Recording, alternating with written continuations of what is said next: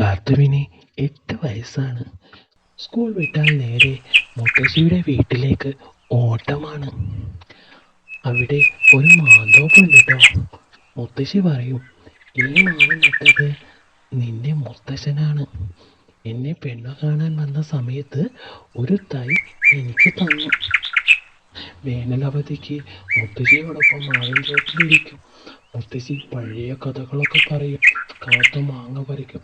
2 പേരും കൂടി ഉപ്പും മുളകും കൂട്ടി തിന്നുമായിരുന്നു. എന്നിട്ടോ ഒരു ദിവസം മുത്തശ്ശിക്ക് പനി വന്നു. കാത്തു സ്കൂളിൽ പോയില്ല. അടുക്കളയിൽ കയറി കഞ്ഞി വെച്ച് മാന്തോപ്പിൽ പോയി ഏറ്റവും മൂത്ത മാങ്ങ പറിച്ചു. ചെറുതായി അരിഞ്ഞ് മുത്തശ്ശിക്ക് കൊടുക്കുകയും ചെയ്തു കേട്ടോ. മുത്തശ്ശി കാർത്തുവിൻ്റെ നെറുകയിൽ തലോടിക്കൊണ്ട് പറയുകയാണ് കേട്ടോ, മോളെ, സ്നേഹം എന്ന് പറഞ്ഞാൽ ഇതാണ്. ഒരാൾക്ക് വയ്യാതെ വരുമ്പോൾ മറ്റൊരാൾ മരുന്നാവുന്നതാണ്. അപ്പോൾ കരുതൽ തരുന്നയാൾ രോഗിക്ക് ദൈവത്തിന് തുല്യമായിരിക്കും. അന്ന് രാത്രി കാറ്റടിച്ചപ്പോൾ മാന്തോപ്പിലെ ഇലകൾ തമ്മിൽ തൊട്ടുരുമ്മി.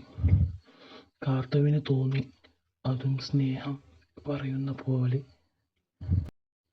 അപ്പോൾ നമ്മുടെ ഈ കഥ ഇവിടെ അവസാനിക്കും കേട്ടോ. നമ്മുടെ ഈ കഥ എല്ലാവർക്കും ഇഷ്ടപ്പെട്ടോ?